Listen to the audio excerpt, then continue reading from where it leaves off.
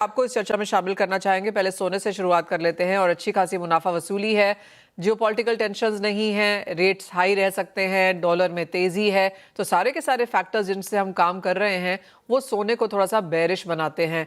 Current levels पे आपको क्या लगता है कहाँ जा रहे हैं सोने के प्राइसेस और किस तरह के ट्रेड्स भारतीय बाजारों में फिलहाल हैं? नमस्कार मनीषा जी।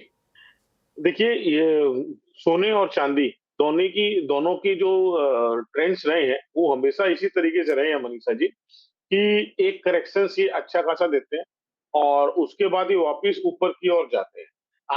आपकी बात एकदम सही है कि जियोपॉलिटिकल कंडीशंस कम हुई है, लेकिन अभी तक खत्म नहीं हुई है। और जिस तरीके से मिस्टर डोनाल्ड ट्रंप के प्रीवियस रिकॉर्ड्स रहे हैं, हम 100% ये मान के नहीं चल सकते कि आज फ्राइडे को जो इनके बीच में एमओयू साइन होना है, उसमें से क्या निकल के सामने आएगा। मैं ये नहीं कह रहा हूँ कि गोल्ड और सिल्वर में बहुत ज्यादा तेजी है, बट मैं अभी भी मुझे नहीं लगता है कि बहुत ज्यादा हम मंदी की ओर जाएंगे।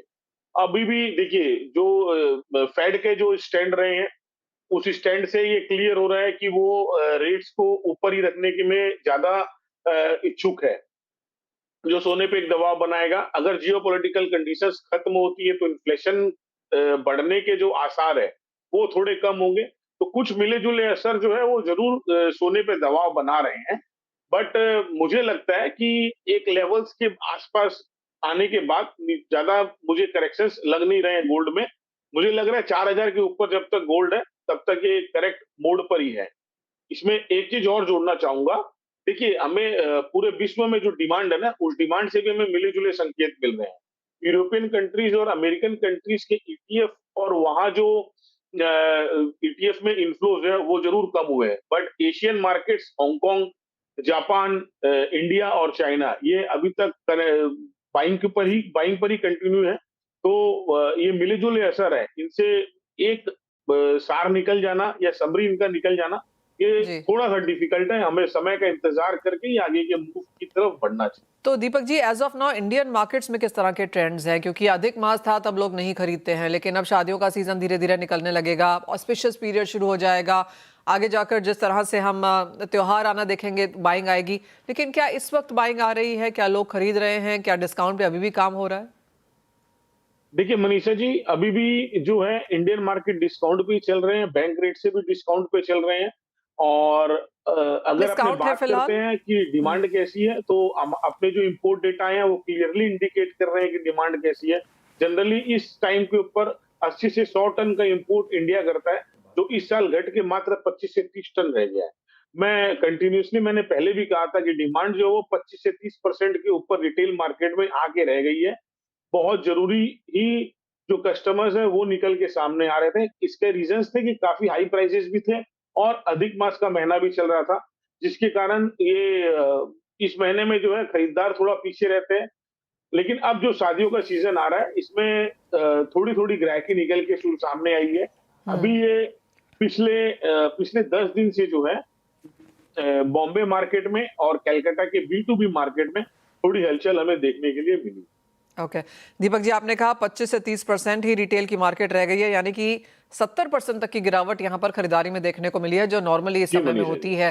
दीपक जी, किस तरह के डिस्काउंट्स हैं फिलहाल बाजार में, और जो सोने की हाल है क्या वही चांदी की भी हालत है? देखिए, गोल्ड और सिल्वर दोनों ही एक साथ ही चल रहे हैं। ओके। अराउंड 400 टू 500 रुपीज के आसपास डिस्काउंट पे गोल्ड जो है मार्केट में अवेलेबल है। ये कंडीशन तब है मनीषा जी, जब जो मेक मेक इन इंडिया और के तहत, या जो समझ लीजिए आप, अ, जो इम्पोर्टर्स हैं, अदर नॉमिनेटेड एजेंसीज हैं, उनके लाइसेंस मार्च के बाद अभी तक रिन्यू नहीं किए गए हैं।